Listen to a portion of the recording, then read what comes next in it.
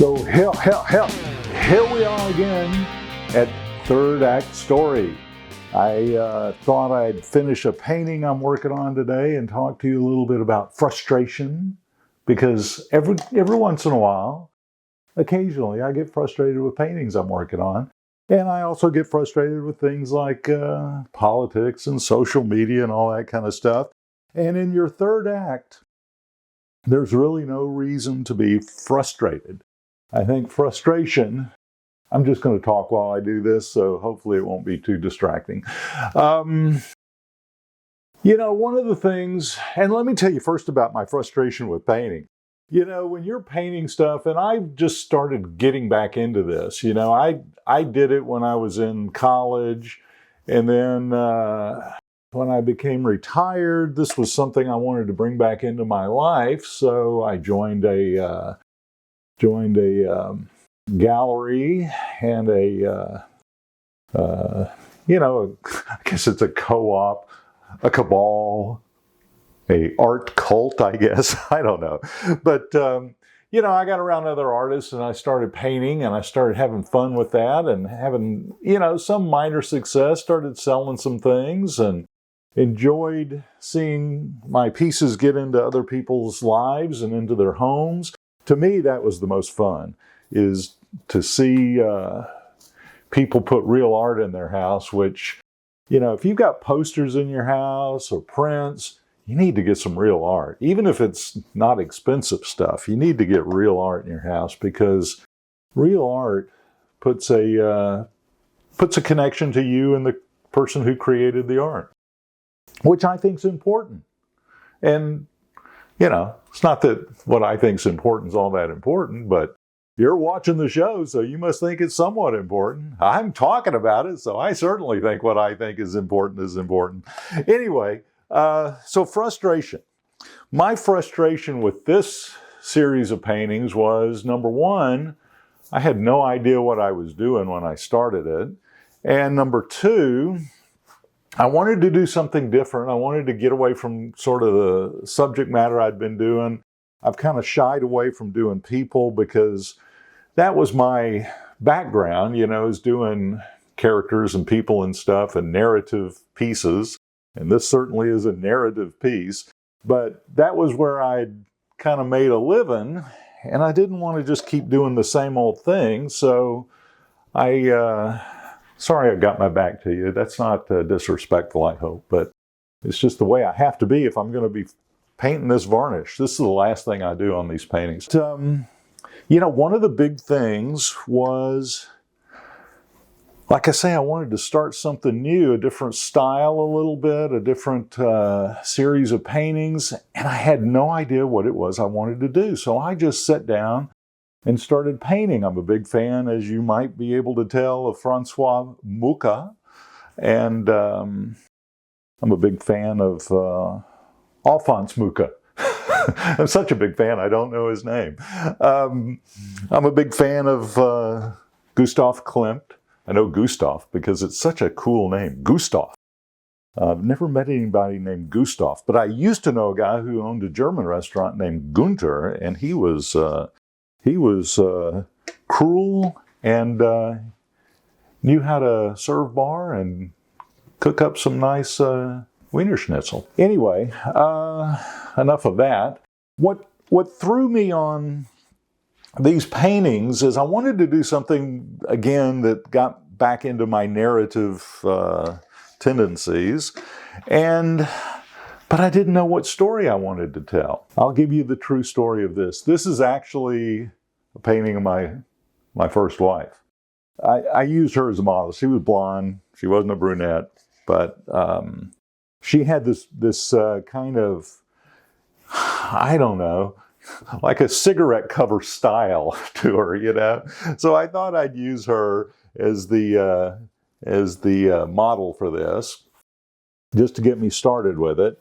I was giving my daughter some photographs of her mom. Her mom's passed away, and I came across some of these old photos of her, and I thought, well, she's not, I've never really, I guess when I was in college, I painted her, used her as kind of a test subject for my paintings. And I haven't done one in a while, so anyway, that kind of sparked that. But the real reason I was doing this is I was trying to do something that told little stories. And as I was getting on with this, I realized I like music. I like all kinds of different music, you know. I like Cat Stevens, Cat.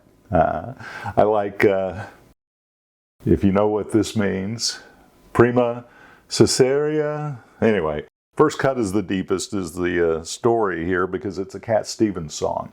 So then I realized, wow, I want to do a series of these kind of postcard, these old style, I think this is an old style, postcard type paintings, and do them based on different songs that I grew up with and enjoyed, and that have a nice memory to me, a nice, I don't know, that I like. And so anyway, this is what came out, and I was happy with this one. I did a couple more that I wasn't happy with, which was where my frustration came from. And then I ended up figuring out what the key to it was. And for me, pardon me, the key to it was to use a smaller brush. My brushes, I tend to use big brushes. Well, I ended up, I don't know if you can see that. You see that little brush? It's not focusing, I know, but it's so tiny you can't focus on it. But I started using these tiny little brushes, and especially on this next one that I'm doing, which is, give you a little heads up, this is Here Comes the Sun, right over here. And I'm going to gold leaf that. And that was another thing I learned I'm learning, is how to do gold leafing and chrome leafing and all that kind of stuff, because I wanted to add a, kind of a cheesy element to my paintings, and that's what I've done. But anyway, I'm going to let this dry. This is the last stage that I paint. This isn't a how-to, but after I do all my colors and everything, I actually go through it and do a gloss medium wash that has color in it to do highlights and details and kind of add value to it. And then my last step to tie it all together is I put another varnish on top of it just to kind of give it a wet look. I like the wet look when it comes to paintings. Anyway, long story short here, so frustration. In your third act, you should not be frustrated. And one of the things that frustrates me and frustrates other people and frustrates probably friends is something called politics. Don't worry about politics. When my grandmother used to watch wrestling, she would watch wrestling, and at the end of it, she would just be so fumed up about who the bad guy was and really like a big fan of who the good guy was.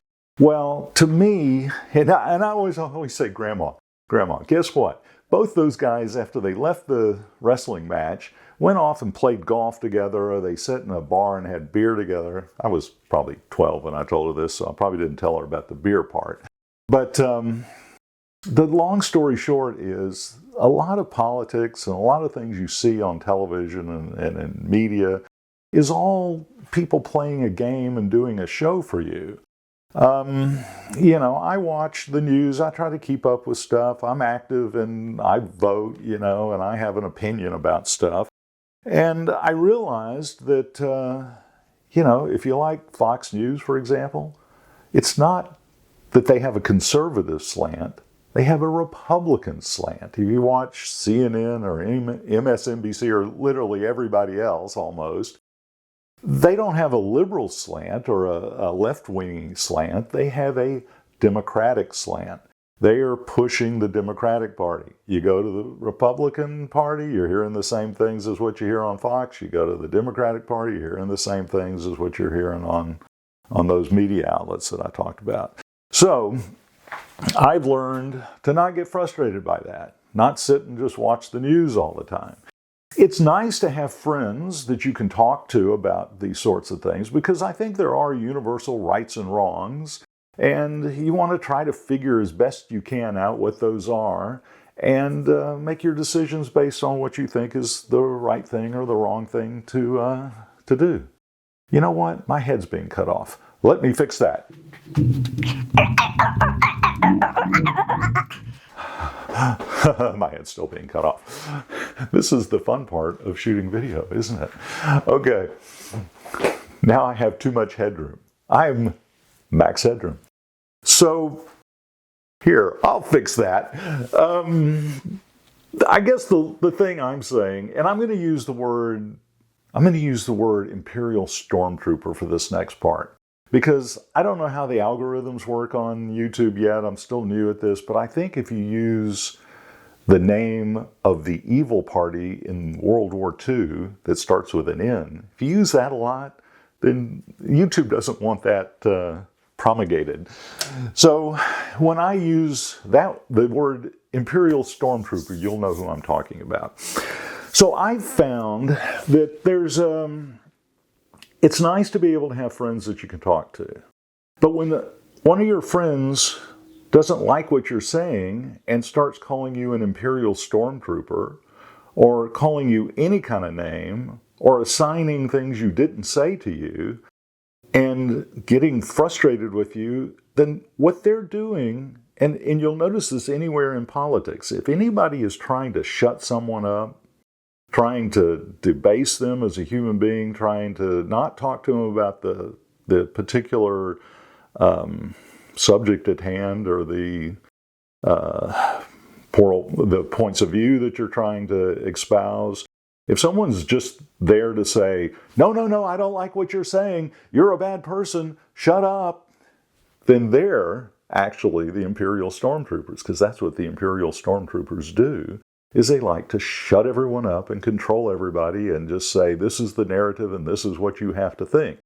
And what I've enjoyed doing in my third act, I'm not what people call nowadays a liberal, but I like the idea of liberal thought, because the textbook definition of a liberal is somebody who takes in all the different information, mulls it over, listens to all sides, and then decides what's the best course of action. To me, that's a logical, very relaxing way to go about making decisions and thinking about things. So what I guess I'm getting at is, don't let anything steal your peace and your joy in your third act, because in reality, all this stuff with politics, the media, everything is trying to divide people. That's how they control people, I think. I mean, the whole thing of the electorate in this country is being 50-50, split down the middle. That's not natural. That's a contrived thing. Organic systems don't split 50-50. The media has done that so that no one really gets ahead and somebody else is controlling stuff. I'm not saying don't vote. I'm not saying be an anarchist. I'm not saying give up. I think this is the best country we could possibly live in. The system of government we've got is the best you can possibly come up with in a human world. If you're a Christian like I am, you have certain values that you want to not impose on other people, but if you're asked, do you pick this or you pick that? You're going to figure out which one meet up with your values. And that's true for everybody. But the thing I guess I'm trying to say is, don't let anyone divide you like that. And the other thing is, with politics, in our third act, one of the wonderful things is whatever decisions are being made are really affecting folks in their first and second act. It's going to be their world. This is not our world, slowly and surely. And the good thing is you can relax a little bit, get a good night's sleep, wake up, have friends of all different persuasions, friends that think different things. It's good to have friends and family. Family, is one thing, but it's good to have friends that all have different points of view. You don't want to sit around someone and just go, you know what? I just hate this guy. I just hate this guy. I just hate this guy. Oh, but I love this guy. But I love this guy. Yeah, I love this guy too. What a boring life that is. It's nice to have stimulating conversations, maybe learn something, listen to people. I have one persuasion politically, but I like talking to people. In fact, I surround myself with people who have different persuasions politically, because I tend to learn more from other people than I do if I just sit in an echo chamber. Anyway, that's my 2 cents on politics and peace and painting and frustration. So the lessons learned: be open-minded, don't get too bent out of shape about things, and use a smaller brush. It's important to use a smaller brush. We'll see you next time on Third Act Stories.